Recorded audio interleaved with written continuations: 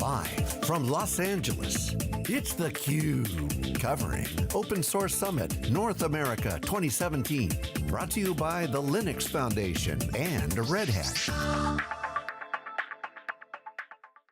Hello everyone, welcome back to our live coverage, theCUBE's live coverage of the Open Source Summit in North America as part of the Linux Foundation. I'm John Furrier, your host, with Stu Miniman, analyst will give on co-host. Our next guest is Tanmay Bakshi, who's an IBM Honorary Cloud Advisor, algorithmist, former CUBE alumni. Great to see you. Thank you very much, glad to be here. Every year. I mean, it's what, 3 years ago, 2 years ago? I believe, yeah, 2 years ago, Interconnect 2016. IBM show, doing a lot of great stuff. You're now an IBM VIP, you're doing a lot of work with them. IBM champion, congratulations. Thank you. What's Absolutely new? Great. You pushing any code today? Definitely, now today, getting ready for my BOF that I've got tonight. It's been absolutely great, I've been working on a lot of new projects that I'm going to be talking about today and tomorrow at my keynote. Like I've been working on Ask Tanmay, of course, Interconnect 2016, very first time I presented Ask Tanmay. Since then, a lot has changed. I've incorporated real deep learning algorithms, custom with TensorFlow, into Ask Tanmay. Ask Tanmay now thinks about what it's actually looking at, using Watson as well. It's really interesting, and of course, new projects that I'm working on, including Deep Spade, which actually basically helps online communities to detect and of course report and flag spam from different websites, like for example Stack Overflow, which I'm working on right now. So you're doing some deep learning stuff with IBM Watson, team, everything else? Exactly, yes. What's the coolest thing you've worked on since we last talked? Well, it would have to be a tie between, say, Ask Tanmay, Deep Spade, and advancements with a cognitive story. As you know from last time, I've been working on lots of interesting projects, like with Ask Tanmay, some great new updates that you'll hear about today. Deep Spade itself, though, I'd like to get a little bit more into that. There's actually, of course, everyone listening right now has used Stack Overflow or Stack Exchange at one point in their lives. And so they've probably noticed that a little bit, here and there, you'd see a spam message on Stack Overflow in a comment or a post. And of course, there are methods to try and prevent spam on Stack Overflow, but they aren't very effective. And that's why a group of programmers known as Charcoal SE actually went ahead and started creating basically the suite to try and prevent spam on Stack Exchange. And they call it Smoke Detector. And it helps them to find and remove spam on Stack Exchange. It's like this is so good until it goes off and the battery needs to be replaced and you got to get on a chair. Yeah, but this whole smoke detector, this is a real way to help create a good, healthy community. Yes, exactly. So they try and basically find spam, report it to moderators, and if enough alarms are set off, they try and report it or flag it automatically via other people's accounts. And so basically what I'm trying to do is, a few weeks ago when I found out about what they're doing, I found out that they use regular expressions to try and find spam. And so they have, years of people, gathering experience, they're experts in this field, and they keep, adding more regular expressions to try and find spam. And since I, am really, really passionate about deep learning, I thought why not try and help them out, try and augment this sort of smoke detector with deep learning. And so they graciously donated their data set to me, which has a good amount of training rows for me to actually train a deep learning system to classify a post between spam or non-spam. And you'll be hearing a lot more about the model architecture, the CNN plus GRU model that I've got running in Keras tonight during my BOF. Now machine learning could be a real benefit to spam detection because of the patterns. Exactly. Spammers tend to have their own patterns, as do bots. Yes, exactly. And eventually you realize that, hey, maybe we're not using the same words in every post, but there's a specific pattern of words, or there's a specific type of word that always appears in the spam message, and machine learning would help us combat against that. And of course, in this case, maybe we don't actually have a word or a specific website or a specific phone number that would trigger a regular expression alarm, but in the context that this website appears, machine learning can tell us that, hey, yeah, this is probably a spam post. Yeah. So there are lots of really interesting places where machine learning can tie in with this and help out with the accuracy. In fact, I've been able to reach around 98% accuracy and around 15,000 testing rows, so I'm very glad with the results so far, and of course I'm continuing to do all this parameter tuning and everything. All right, so how old are you this year? Just be the numbers straight. You 13, 14? Well, originally at Interconnect 2016, I was 12, but now I'm 13 years old, and I'm going to be 14 in October 16th. Okay, so you're knocking on 14. Not just yet, I will be 14 soon. All right, so Tanmay, you're 14, your time's done.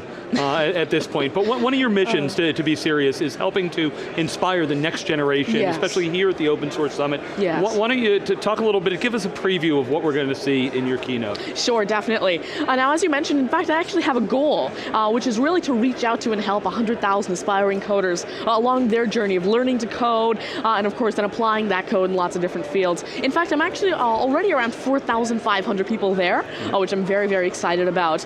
But today, during my BOF, as I mentioned, I'm going to be talking a lot about the in-depth of the Deep Spade and Ask Tanmay projects I've been working on. But tomorrow, during my keynote, you'll be hearing a lot about generally all the projects that I've been working on and how they're impacting lots of different fields, like healthcare, utility, security, via artificial intelligence and machine learning. Yeah, so when you first talked to us about Ask Tanmay, it's been what, almost 18 months? I think there. What's changed? What's accelerating? I hear you throw out things like TensorFlow, not something we were talking about 2 years ago. Yeah. What have been some of the key learnings you've had as you've really dug into this? Yeah, sure. In fact, this is actually something that I'm covering tonight, and that is that Ask Tanmay, you could say that it's DNA. I mean, what it evolved from Ask MSR that was made in 2002, and I took that, revived it, and basically made it into Ask Tanmay. In its DNA, there were specific elements, like for example, it really relies on data redundancy. If there's no data redundancy, then Ask Tanmay doesn't do well. If you were to ask it where's the Open Source Summit North America going to be held, it wouldn't answer correctly because it's not redundant enough on the internet. It's mentioned once or twice, but not more than that. And so I learned that it's currently very, I guess you could say, naive in terms of how it actually understands the data that it's collecting. However, over the past, I'd say around 6 to 7 months, I've been able to implement BiDAF, or bi-directional attention flow. That was created by Allen AI. It's completely open source, and it uses something that's called the SQUAD dataset, or Stanford Question and Answer dataset, in order to actually take paragraphs and questions and try to return answers as snippets from the paragraphs. And so, again, integrated with Ask Tanmay, this allows me to really reduce the data redundancy requirement. I'm able to merge very similar answers to have, better answers at the top of the list, and of course I'm able to have it more smart. It's not as naive. It actually understands the content that it's gathering from search engines, for example, Google and Bing, which I've also added search support for. So again, a lot has changed using deep learning, but still, sort of the key points of Ask Tanmay requires very little computational power, is very, very cross-platform, runs on any operating system, including iOS, Android, etc. And of course, from there, open source completely on GitHub. So how has your life changed since you've been really in the spotlight, and well-deserved? I think it's been great to have you on theCUBE multiple times. Thanks for coming on. Thank you, no, definitely, Dave Vellante was just calling, wants to ask you a few questions himself. Dave, if you're watching, we'll get you on. Just call right now. Thank you. What's going on? What are you going to do? Are you happy right now? Are you're cool with everything? Or is there a point where you say, hey, I want to play a little bit with different tools? You want more freedom? What's going on? Oh, well, you see, right now I'm very, very excited. I'm very happy with what I'm doing because, of course, my life generally has changed, quite a bit since last Interconnect, you could say, from Interconnect 2016 to 17 to now. Of course, since then I've been able to, go into lots of different fields. Like, not only am I working with general deep learning and IBM Watson, now I'm working with lots of different tools. I'm working especially in terms of, for example, Linux, what I've been doing with open source and everything. I've been able to create, for example, Ask Tanmay now integrates Keras and TensorFlow. Deep Spade is actually built entirely off of TensorFlow and Keras.